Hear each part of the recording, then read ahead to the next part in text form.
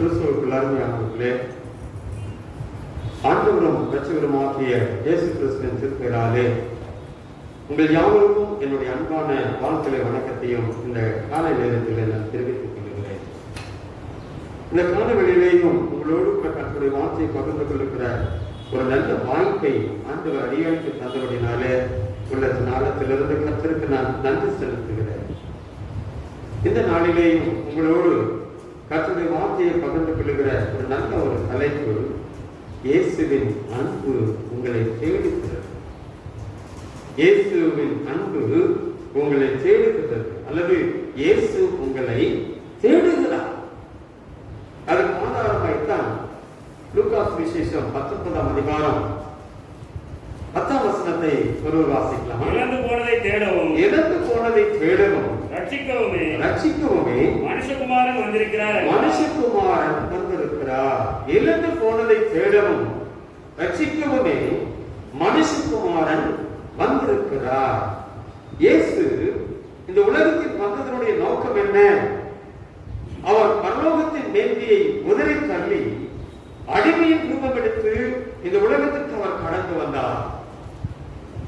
அப்ப அவர் கடந்து வந்ததனுடைய நோக்கம் பாவிகளை ரட்சிக்க இயேசு கிறிஸ்து உலகத்தில் வந்தார்.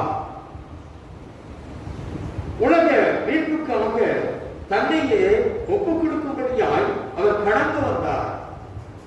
பிசாசனுடைய கிரைகள் எல்லாம் அழித்து இழந்து போனதான அந்த ரட்சிப்பை திரும்ப தந்த பிள்ளைகளுக்கு ஆண்டவர் தரும்படியாய் ஆண்டவர் இந்த உலகத்திற்கு அவர் கடந்து வந்தார்.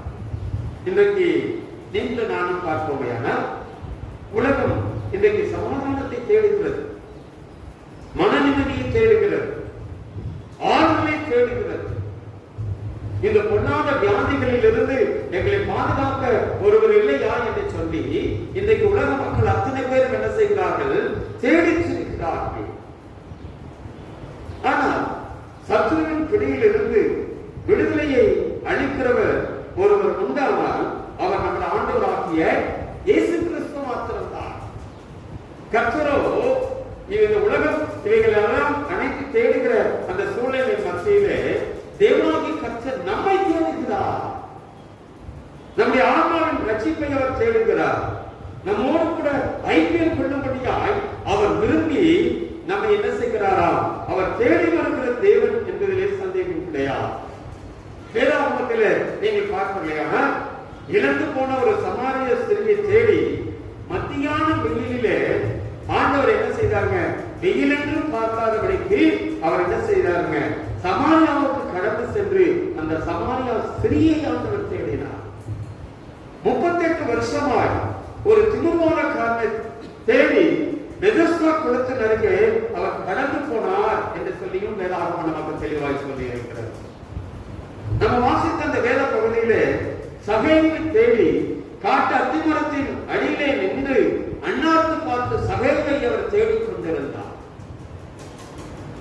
ஆதாம் பாவம் செய்த போது அவருடைய உள்ளமெல்லாம் உடைந்து போயிற்று.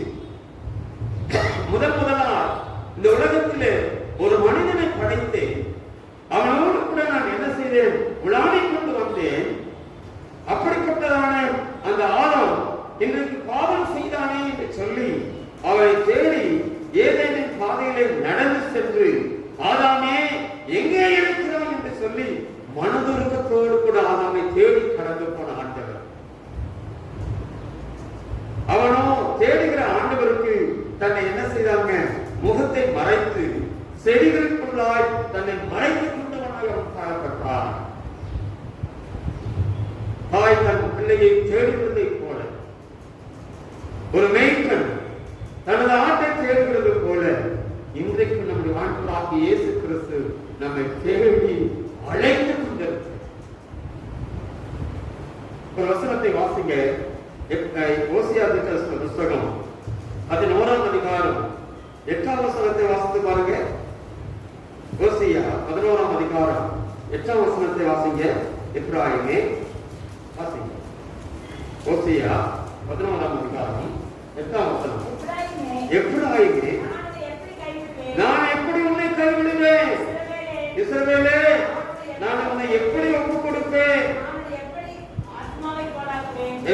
நான் உன்னை எப்படி ஆத்துமாவை போல் ஆக்குவேன்,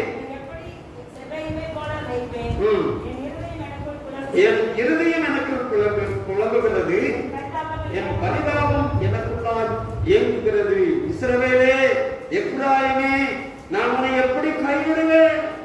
ஆண்டவருடைய அளவற்ற அன்பு என்ன செய்கிறதுங்க? இஸ்ரவேல் ஜனங்களே அல்லது திருச்சபை மக்களே, உங்களை எப்படி நான் கைவிடுவேன்? ஆண்டவருடைய அந்த அன்பு என்ன செய்கிறதுங்க? நம்மை தேடி வருகிறதா இருக்கிறது. ஏசாயாவில் இருந்து வாசிக்கிறோம். 49 அதிகாரம் 15 வசனத்தை வாசிக்கிற போது, ஸ்திரீயானவள் தன் ரத்தத்தின் பிள்ளைக்கு இறங்காமல் தன் பாலகனை மறப்பாளோ, அவள் மறந்தாலும் நான் உன்னை மறப்பதில்லை. ஒரு நாளும் நம்மை ஆண்டவர் மறக்கிறது இல்லை. நம்ம பாடணும், என்னை மறவா இயேசு நாதா. ஆக தேவனுக்கு கர்த்தர் இன்றைக்கு நம்மை தேடி வந்து நம்ம மறந்து விடாதபடிக்கு என்ன செய்கிறாங்க? நம்மை தேடி வருகிற ஆண்டவர். காரணம், அவர் அன்புள்ளவர். அதே நேரம் அன்புக்காக ஏங்குகிறவர். என்னுடைய பிள்ளைகள் என்னிடத்திலே சேர மாட்டார்களா என்று சொல்லி ஆண்டவர் என்ன செய்கிறாங்க? எப்பொழுதும் எதிர்நோக்கிக் கொண்டிருக்கிறவர். நீ பாவக்குடியிலும் சத்துருக்களுக்குடியிலும் சிக்கி பாதாளத்துக்கு இறங்குறதை எப்படி ஆண்டவர் தாங்கிக் கொள்வார்? உலகத்தை நேசித்து உலகத்தின் பிள்ளைகளால் நாம் கடந்து போகிற போது அவருடைய உள்ளம் என்ன செய்கிறதுங்க? ஏங்கி தவிக்கிறது. அதனாலதான் ஆண்டவர் திரும்ப உங்களையும் என்னையும் அவருடைய பக்கத்தில் சேர்த்துக் கொள்ள முடியாது நம்மை தேடி வருகிற ஒரு ஆண்டவராக இருக்கிறார். ஒரு முறை ஒரு வாலிப சகோதரன் பிரயாணப்பட்டு கடந்து போகிற போது இந்த பிரயாணத்திலே விபத்திலே அவன் சிக்கிக் கொண்டான். விபத்திலே சிக்கிக்கொண்ட அந்த வாலிபனை அருகாமையில் இருந்த அத்தனை பேரும் அவனை ஒரு ஆஸ்பத்திரிகளை கொண்டு போய் சேர்த்தார். இந்த செய்தி தன்னுடைய அந்த வாலிபனுடைய தகப்பனுக்கு கடந்து போனது. அந்த வாலிபனுடைய தகப்பன் அங்கலாய்த்தவராய் ஓடி சென்று எந்த ஆஸ்பத்திரி என்று சொல்லி தெரியல. ஆனால் சொன்னதான அந்த ஆஸ்பத்திரிக்கெல்லாம் ஓடி ஓடி ஓடி வேண்டிய என்ன செய்கிறாங்க? மகனை பார்க்க வேண்டும் என்கிற ஒரு ஆதரவு அவருக்கு உண்டாயிருந்தது. கடைசியில அந்த ஆஸ்பத்திரியை அவர் கண்டுபிடித்தார். கண்டுபிடித்து அந்த போய் அந்த ரிசப்ஷன்ல கூட அவருக்கு கேட்கறதுக்கு அது என்ன செய்யுங்க? நேரம் இல்ல. தன் மகனை தேடி அந்த ஆஸ்பத்திரியில மகனே மகனே நீ எங்க இருக்கிறாய் என்று சொல்லி என்ன செய்தாங்க? தேடினார், அதட்டினார். காரணம், அது தகப்பனுடைய அன்பு அவ்வளவு விசேஷித்து வருமானார். அதே போலதான் நம்முடைய ஆண்டவராகிய தேவனும் நம்மை தேடுகிற ஆண்டவராக விளையாத சேற்றிலிருந்து நம்மை தூக்கி எடுத்து தம்மோடு கூட ஐக்கியப்படுத்திக் கொள்ளும்படியாய் ஆண்டவர் என்ன செய்தாங்க? அவர் விரும்புகிற ஒரு தேவன். இந்த காலவெளியிலேயும் அப்படியாய் தேடுகிற ஆண்டவர் நம் மத்தியிலேயும் அவர் கடந்து வந்திருக்கிறார். உங்களை தேடி கடந்து வந்திருக்கிறார். உங்களை மீட்கும்படியாக கடந்து வந்திருக்கிறார். உங்களுக்கு ஆறுதல் தரும்படியாய் கடந்து வந்திருக்கிறார். உங்களுக்கு சமாதானத்தை தரும்படியாய் அவர் கடந்து வந்திருக்கிறார். நம்மோடு கூட அவர் விளையாடிக் கொண்டிருக்கிறது. லூக்கா சுவிசேஷம் 15ஆம் அதிகாரத்தில் 3 இழப்புகளை குறித்து அங்க பார்க்கிறோம்.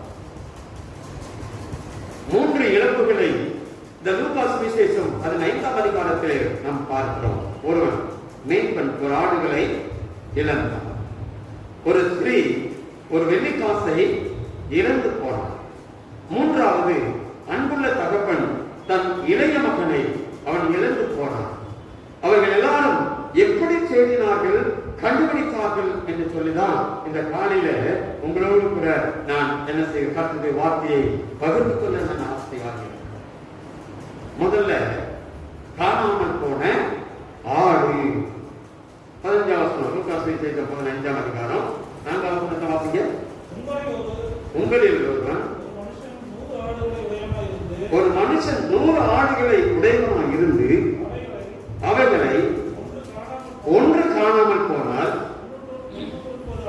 99 ஆடுகளையும் வனாந்திரத்தில் விட்டு காணாமல் போன ஆட்டை கண்டுபிடிக்கும் அளவும் தேடி திரியாமோ. ஆடு எந்த விதத்திலேயும் பாதுகாப்பு இல்லாத ஒரு பிரயாணம். அதற்கு எத்தனை எத்தனை விரோதிகள் பாருங்க ஆட்டுக்கு. சிங்கம், புலி, கரடி, ஓநாய்கள், இவைகள் எல்லாம் அந்த ஆட்டுக்கு எதிராய் கடந்து வருகிறவர்கள் தான். ஆட்டுக்கு உள்ள சுபாவம் என்னன்னா மந்த சுபாவம். ஆட்டுக்கு எப்பவுமே மந்த சுபாவம் உள்ளது. அதனாலதான் மேய்ப்பனை விட்டு இக்கரைக்கு அக்கறை பச்சை என்று சொல்லி அதை என்ன செய்யுங்க, ஓடிக்கொண்டே இருக்கு. ஆபத்தை குறித்து அது என்ன செய்யாது, அதுக்கு தெரியாது. இன்றைக்கும் மனிதன் பாதாளத்தையும் அக்கினியையும் குறித்து சிந்திக்காமல் கண்ணின் காட்சியே உலகத்தின் மேன்மையே சிறந்தது என்று சொல்லி மனிதன் என்ன செய்கிறான், இக்கரைக்கு அக்கறை எப்படி பச்சையாக இருக்கிறது, பச்சையாகி கொண்டிருக்கிற போது இந்த ஆடு ஓடி துடிக்கிறதோ அதே போட்டுத்தான் மனிதனும் என்ன செய்கிறான், எதிர்கால அவனுக்கு வருகிற ஆபத்தை குறித்து அந்த மனிதன் சிந்திக்காதபடிக்கு, பாதாளத்தை குறித்து சிந்திக்காதபடிக்கு அவன் கண்களில் கண்ட காட்சியே சிறந்தது என்று சொல்லி ஓடி சிரிக்கிற ஒரு மனிதனாக இருக்கிறார். போதை வஸ்துக்களை குடிக்கிறவனாக இருக்கிறார். அது மாத்திரமல்ல, இன்னைக்கு வருகிற அத்தனை காரியங்களும், உலகத்தில் வருகிற அத்தனை காரியத்தையும் தான் பெற்றுக்கொள்ள வேண்டும் என்று சொல்லி என்ன செய்கிறாங்க, அவன் விரும்புகிறவனாக இருக்கிறார். ஆனால் முடிவிலே அது ஆபத்திலே கொண்டு வந்து நிறுத்தும் என்பதை அவன் அறியாதவனாய் இந்த மனிதன் இன்றைக்கு ஓடிக்கொண்டிருக்கிறவனாக இருக்கிறார். அதனாலதான் ஏசாயா சொல்றாரு 53ஆம் அதிகாரம் 6ஆம் வசனத்துல, நாம் எல்லாரும் ஆடுகளை போல வழிநடத்தி திரிந்து அவன் தம் வழியை என்ன செய்தோம், போனோம். ஆனால் நல்ல மேய்ப்பனாகிய இயேசு கிறிஸ்துவோ நல்ல மேய்ப்பன் ஆடுகளை தேடி வருகிறான், ஆடுகளுக்காக உத்தரவாதம் செய்கிறான், ஆடுகளுக்காக தன் ஜீவனையும் என்ன செய்கிறான், அவன் கொடுக்கிறவனாக இருக்கிறான். தாவீது ஒரு நல்ல மேய்ப்பன். அவன் ஆட்டை மேய்த்துக் கொண்டிருந்த போது ஆட்டை பிடிக்க சிங்கத்தையும் கரடையும் பின்தொடர்ந்து போய் அதை அழித்துக் கொண்டவனாய் வேதாகம் நமக்கு தெளிவாய் சொல்லிருக்கிறது. 1 சாமுவேலின் புத்தகம் 17ஆம் அதிகாரம் 34, 35 வசனங்களை நீங்கள் வாசித்து பார்த்தோமேயானால், தாவீது ஆடு வைத்துக் கொண்டிருந்த போது வந்த அந்த கரடையும் சிங்கத்தையும் கடந்து சென்ற ஆடுகளை பீறி போடாதபடிக்கு அவன் பாதுகாக்கிற ஒரு நல்ல மேய்ப்பனாய் அவன் இருந்தான். இயேசுவும் அதைத்தான் சொன்னாரே. யோவான் சுவிசேஷம் 10ஆம் அதிகாரம் 11ஆம் வசனத்துல, நானே நல்ல மேய்ப்பன், நல்ல மேய்ப்பன் ஆடுகளுக்காக ஜீவனை கொடுக்கிறார். ஆக நம்முடைய அருள்நாதராக இயேசு கிறிஸ்து பிரதான மேய்ப்பனாக இருக்கிறார். நம்ம வாசித்த அந்த வேத பகுதியில மேய்ப்பன் என்ன செய்தா பாருங்க, தன்னிடத்தில் உள்ள 99 ஆடுகளையும் ஒரு இடத்துல நிறுத்தி வைத்து விட்டு ஒரு ஆட்டை தேடி அவன் கடந்து போகிறார். அந்த மேய்ப்பன் அந்த ஆட்டை கண்டுபிடிக்க அவன் என்ன செய்வான், முதல்ல குரல் கொடுப்பான் இல்லைங்களா ஆடுகளுக்கு. அந்த மேய்ப்பன் என்ன செய்வான், காணாத போன ஆட்டை அவன் கண்டுபிடிக்க வேண்டுமையானால் முதலாவது அந்த ஆட்டுக்கு என்ன செய்வாங்க, அதனுடைய வாசைகளிலேயே அந்த குரலை கொடுப்பான். சில மேய்ப்பர்கள் இருக்கிறார்கள், அந்த ஆட்டுக்கு பெயர் வச்சிருப்பாங்க இல்லைங்களா. பெயருக்கு அழைக்கிறதையும் மேய்ப்பன் என்ன செய்கிறாங்க, அப்ப அந்த பேரை சொல்லி அந்த ஆட்டை கூப்பிடுவான். அந்த பேரை சொல்லி கூப்பிட்ட உடனே ஆடுகள் உடனே அவனுடைய சத்தத்திற்கு என்ன செய்யுங்க, செவி கொடுக்கும். அதனால இயேசு சொன்னார், என் ஆடுகள் என் சத்தத்திற்கு செவி கொடுக்கிறது, நான் அவர்களை அறிந்திருக்கிறேன். ஆக கர்த்தருடைய வேதத்தின் மூலமாக ஆண்டவர் இன்றைக்கு தப்பிப்போன ஆடுகளை போல இருக்கிற பிள்ளைகளுக்கு ஆண்டவர் இன்றைக்கும் குரல் கொடுக்கிற ஒரு தேவனாக இருக்கிறார். அதனாலதான் இன்னைக்கு எத்தனையோ கன்வென்ஷன் நடக்கிறது, ஊழியக்காரர்கள் மூலியமாய் அழைப்பு கொடுக்கப்படுகிறது, இல்லையா திருச்சபையிலே உங்களுக்கு அழைப்பு வருகிறது. ஆக இவர்கள் எல்லாம் எதற்காக என்று சொன்னால், ஆண்டவர் என்ன செய்கிறாங்க, உங்களை தேடி கடந்து வருகிற அன்புள்ள ஆண்டவராக இருக்கிறார். சில நேரங்களில அந்த ஆடுகளை அவர் தேடி கடந்து போகிற போது அந்த ஆடை என்ன செய்யுங்க, ஒரு முள்வெளியில அவர் மாற்றிக்கொள்ளும். ஆனால் அந்த முள்ளையும் பொருட்படுத்தாதபடிக்கு அந்த ஆடை என்ன செய்வாங்க, அவன் தேடி கண்டுபிடித்து அதை நடத்தி செல்ல மாட்டான், தோள்களிலே சுமந்து கொண்டு கடந்து போவான். ஆண்டவராகிய இயேசு கிறிஸ்து நமக்காக முட்கள் சூடப்பட்டவராய், வாரினாலும் சவக்களினாலும் அடிக்கப்பட்டவராய், ஆணியினாலே குத்தப்பட்டவராய், சாபமுள்ள முள் உன்னை குத்தக்கூடாது என்பதற்காக, உன்னை விடுவிப்பதற்காக ஆண்டவர் உன்னை தேடி கடந்து வந்து அவரை மீட்டெடுக்க ஆவலுள்ள தேவனாய் உன்னை தேடி அவர் கடந்து வந்தார். காணாமல் போன ஆட்டை கண்டுபிடித்த மேய்ப்பன் அதை நடத்தி கொண்டு வருவதில்லை, அதை என்ன செய்கிறாங்க, சுமந்து கொண்டு வருகிறார்.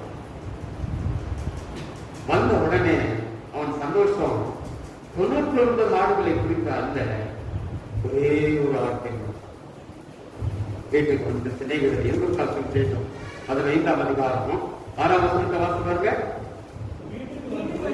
வீட்டுக்கு வந்து சிலைகளையும் அயலகத்தாரையும் கூட வரவழைத்து காணாமல் போன என் ஆட்டை கண்டுபிடித்து என்னோடு கூட சந்தோஷப்படுங்கள் என்பான் அல்லவா. ஒரு மனுஷன் ரட்சிக்கப்படும் போது கர்த்தருடைய முகம் அவ்வளவு சந்தோஷமாக இருக்கும். நீங்களும் நானும் ஆண்டவரை தேடி ஆலயத்திற்காய் கடந்து வருகிற போது அவருடைய பிரசன்னத்தினாலே நீங்களும் நானும் எவ்வளவு பெரிய மகிழ்ச்சி நமக்கு. நம்முடைய கவலைகள், நம்முடைய கண்ணீர், நம்முடைய பிரச்சனைகள், நமக்கு வந்த சோதனைகள், நமக்கு வந்த பொல்லாத வியாதிகள், கட்டிகள் எல்லாவற்றிலும் இருந்து ஆண்டவர் என்னை விடுதலையாக்கி இருக்கிறார் என்று சொல்லி அந்த முகத்தின் பிரகாசத்தை நீங்கள் பார்க்க முடியும். ஆக ஒரு மனுஷன் ரட்சிக்கப்படுவானால் முதல்ல சந்தோஷப்படுறது நம்முடைய ஆண்டவராகிய இயேசு கிறிஸ்து முழு உலகமும் சந்தோஷப்படும். ஆக அந்த மெய்ப்பன் ஆடைகளை தேடி கண்டுபிடித்து இயேசுவின் அன்பை பகிர்ந்து கொள்ளுகிற போது எத்தனை பெரிய ஒரு மகிழ்ச்சி என்பதிலே சந்தேகம் இல்லை. ஆக அருமையான தேவனுடைய பிள்ளைகளே, காணாமல் போன ஆட்டை தேடி கண்டுபிடிக்க ஆண்டவராகிய இயேசு கிறிஸ்து இந்த உலகத்திற்கு அவர் கடந்து வந்து அவருடைய அன்புனாலே உன்னை தேடுகிறவராக இருக்கிறார். ஒருவேளை இந்த கால வேளையில நீங்களும் நானும் இயேசை விட்டு தூரமாக கடந்து போயிருப்போமையா, ஆண்டவர் உங்களை தேடி கடந்து உனக்கு அவருடைய அன்பை விளங்க பண்ண முடியும். உன்னுடைய வாழ்க்கையில் இழந்து போன அந்த சந்தோஷத்தை திரும்ப தற்படியா, உன்னுடைய வாழ்க்கையில் இருக்கிற கஷ்டங்களை மாற்றி உனக்கு ஆசீர்வாதங்களை தரும்படியா ஆண்டவர் உன்னை தேடி இந்த காலங்களில அவர் கடந்து வந்திருக்கிறார் என்பதிலே சந்தேகமே வேலைங்க அபராதம் இல்லை. எத்தனை பேர் ஆண்டவரை குழைத்து ஆண்டவரே எனக்கு மனநிலை இல்லை, எனக்கு ஆறுதல் இல்லை, என் குடும்பத்தில் நான் இழந்து போன அந்த சந்தோஷத்தை நான் எப்படி பெற்றுக்கொள்வேன் என்று சொல்லி அவளோடு கூட கடந்து வந்திருக்கிறேன். உன்னை தான் தேடி ஆண்டவர் கடந்து வந்தார். உனக்கு சமாதானத்தை உடைய வாழ்க்கையில் இழந்து போன மகிழ்ச்சியை நீ பெற்றுக் கொடுத்தா ஆதரவிலேயே சொல்லி கலங்கி நிற்கிற உனக்கு ஆதரவுபடியா ஆண்டவர் இந்த காலையில உன்னை தேடி அவர் கடந்து வந்த ஒரு தெய்வம் என்பதிலே சந்தேகமே. இரண்டாவது, காணாமல் போன வெள்ளிக்காசு. வாசிக்க 15ஆம் அதிகாரம் லூக்கா 15:8 வாசிக்க. அன்றியும் ஒரு ஸ்திரீ 10 வெள்ளிக்காசை உடையவளாக இருந்து ஒரு வெள்ளிக்காசு காணாமல் போனார். விளக்கை கொளுத்தி வீச்சை துருக்கி அது கண்டுபிடிக்கிற வரைக்கும் ஜாக்கிரதையாய் சேராமல் இருப்பாளோ. இஸ்ரவேலிலே திருமணமாக போகிற பெண்கள் வெள்ளிக்காசுகளை ஒவ்வொன்றாக சேர்ப்பார்களாம். நல்ல கவனிங்க. இஸ்ரவேல் தேசத்திலே திருமணமாக போகிற அந்த பிள்ளைகள் எல்லாம் திருமணத்திற்கு முன்பாக என்ன செய்வார்கள், ஒவ்வொரு வெள்ளிக்காசாய் சேர்த்துக் கொண்டு வருவார்கள். 10 வெள்ளிக்காசுகள் வந்த பிற்பாடு அது பூரணம். அவங்களுக்கு 10 வெள்ளிக்காசு வந்தாவே அது பூரணம். அதையெல்லாம் என்ன செய்வார்கள், ஒரு ஆழமாக கட்டி தன் கழுத்திலே தொங்க வைத்துக் கொள்வார்கள். அது அவர்களுக்கு ஒரு பெரிய அந்தஸ்து. 10 வெள்ளிக்காசுகளை என்ன செய்வார்கள், அதை ஒன்றாய் அது கழுத்தை என்ன செய்வார்கள், கோர்த்து ஆரம்பம் அணிகிறமே அந்த ஆரத்தை போல அந்த திருமணமாகிற அந்த பிள்ளைகள் தன் கழுத்திலே தொங்க வைத்துக் கொள்வார்கள். ஆனால் அது அவர்களுக்கு பெரிய அந்தஸ்தாய் காணப்படும் என்பதை சரித்திரங்கள் அந்த இஸ்ரவேல் ஜனங்களின் பெண்களை குறித்து அழகாய் சொல்லிக் கொண்டு போகிறார். ஆனால் திடீரென்று சொல்லி ஒரு வெள்ளிக்காசு அந்த மாலையிலிருந்து அல்லது அந்த ஆற்றிலிருந்து காணாமல் போய்விட்டால், காணாமல் போன அந்த ஆட்டுக்கு, அந்த காணாமல் போன அந்த காசுக்கு ஆட்டை போல பொருள் கொடுக்க முடியாது. அப்படி பொருளே கொடுத்தாலும் அதை என்ன செய்யாதுங்க, பதில் சொல்ல முடியாது.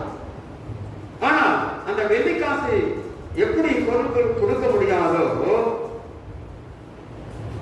அந்த ஸ்திரீ என்ன செய்வாள், அந்த காசை கண்டுபிடிக்க விளக்கை கொடுத்துவாள். அன்னைக்கெல்லாம் எலக்ட்ரிசிட்டி கிடையாது இல்லைங்களா, அதனால விளக்கு தந்துதான். இந்த விளக்கை கொடுத்து அந்த வீடு ஏகத்திற்கும் என்ன செய்வார்கள், அந்த வெள்ளிக்காசு கிடக்கிறதா என்று சொல்லி அவன் தேர்ப்பாளாம். அதற்கு பிற்பாடு அந்த அறையிலே என்ன செய்வாங்க, கூட்டி பெருக்கி ஜாக்கிரதையாய் செடுவாளாம். 8ஆம் வசனத்தில் அழகா சொல்லி இருக்கு பாருங்க, நம்ம வாசித்த அந்த பகுதியில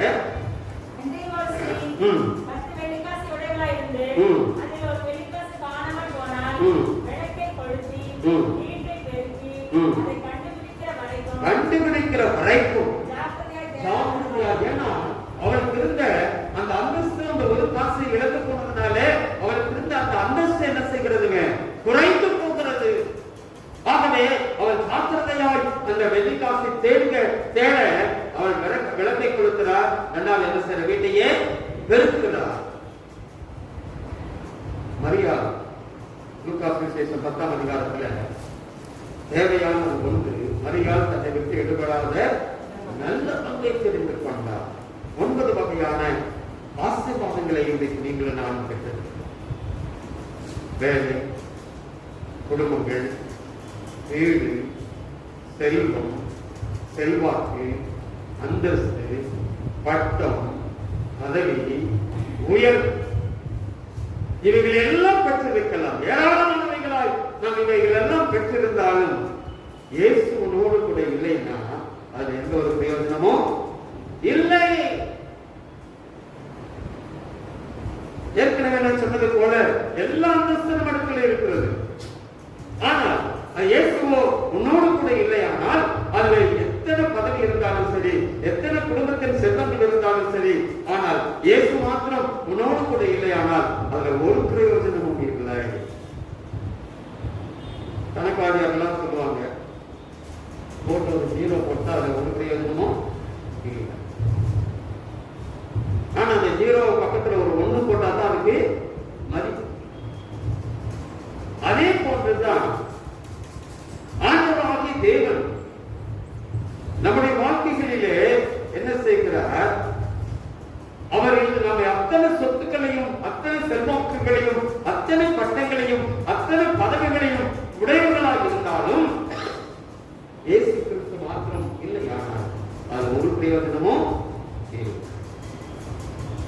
இஸ்ரவேலிலே மிகப்பெரிய ஒரு பலசாலி, ஒரு நியாயாதிபதி சிம்சோன்.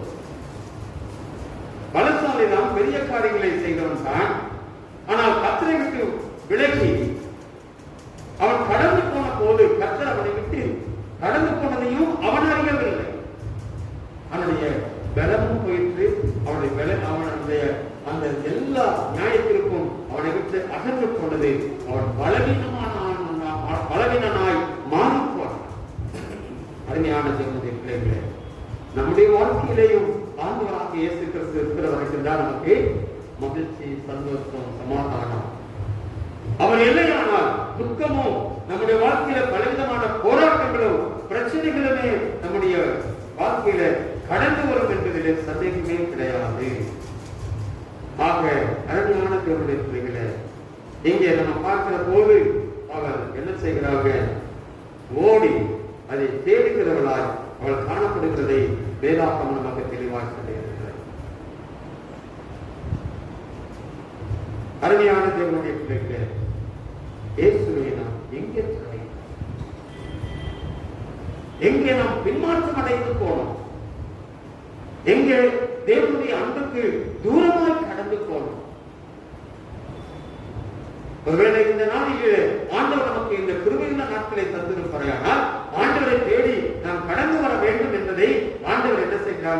நமக்கு உணர்த்துகிறார் என்பதிலே சந்தேகமே கிடையாது.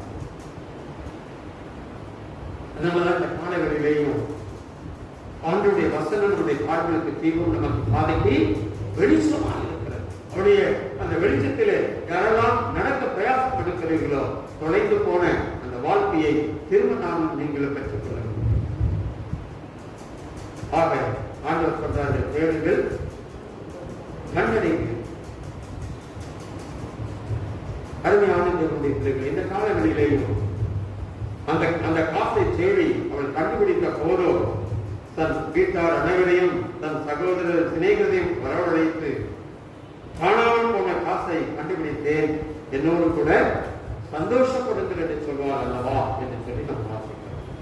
ஆக காணாமல் போன ஆட்டை மேம்பன் தேடுவதை போல ஆண்டவர் நம்மை தேடுகிறார். காணாமல் போன வெள்ளிக்காசை தேடி அந்த மகள் அதை கண்டுபிடிக்கிற அளவும் அதை தேடி திரியாளோ என்று சொல்லி வசனம் சொல்லுகிறதை போல நீங்கள் நானும் தேடி ஆண்டவரிடத்தில் இந்த காலங்களில உண்மையாய் கடந்து வந்து போகிறார். ஆண்டவர் உங்களுக்கு தென்படுவார். உங்களுடைய அன்பு உங்களை தேடி கடந்து வந்திருக்கிறது. உங்களுக்கு சமாதானத்தையும் சந்தோஷத்தையும் அருள்படியார் தேவன் விரும்புகிறார். மூன்றாவதாக காணாமல் போன இளைஞன், அவன் தொலைந்து போனான். ஆனால் அவன் தேடி தன்னுடைய தகப்பனிடத்திற்கு வருகிற போது ஆனந்த சந்தோஷத்தையும் திரும்பவும் புதிய பலத்தையும் புதிய ஐக்கியத்தையும் அவன் பெற்றுக் கொடுக்கிறவனாக இருக்கிறான் என்று சொல்லி வேதம் நமக்கு தெளிவாக செய்திருக்கிறது. ஆக அருமையான தேவனுடைய இயேசுவின் அன்பு இந்த காலையில உங்களை தேடுகிறதாக இருக்கிறது. இந்த அன்பை உணர்வு அவரிடத்தில் கடந்து வருகிற போது மிகுந்த மன மகிழ்ச்சியும் நல்ல ஐக்கியத்தையும் பெற்று ஆண்டவரோடு கூட நீரோடு காணும் வாழ ஆண்டவர் கிருபை செய்வாராக. ஜெபம் செய்வார். எல்லா நன்றிக்கும் போற்றுக்கும் காரணமாக இருக்கிற இந்த நல்ல வேலைக்காக நன்றியோடு நாங்கள் துதிக்கிறோம், தோற்றுக்கிறோம், மகிழ்ச்சிப்படுத்துகிறோம், வாழ்த்துகிறோம். இந்த வேலையிலேயும் ஆண்டவரே நீர் உங்களுடைய அன்பு எங்களை தேடி வந்திருக்கிறது. நீர் எங்களை தேடுகிற ஆண்டவராக இருக்கிறது. ஆண்டவரே, நாங்கள் அந்த அன்பை உணர்ந்து உங்களுடைய சமூகத்தில் வருகிற போது எங்களுடைய வாழ்வில் திரும்ப இழந்து போன மகிழ்ச்சி, இழந்து போன சந்தோஷம், இழந்து போன ஆசீர்வாதம் என்னுடைய குடும்ப பிள்ளைகள் தனிப்பட்ட வாழ்க்கையில நாங்கள் பெற்றுக்கொள்வோம் என்பதிலே சந்தேகமில்லை சுவாமி. அந்த ஆசீர்வாதத்தை வெள்ளத்தையும் தொடர்ந்து ஆசீர்வாதத்தை இயேசு கிறிஸ்துவின் நாமத்திலே ஜெபிக்கிறோம். நல்ல பிதாவே, ஆமென்.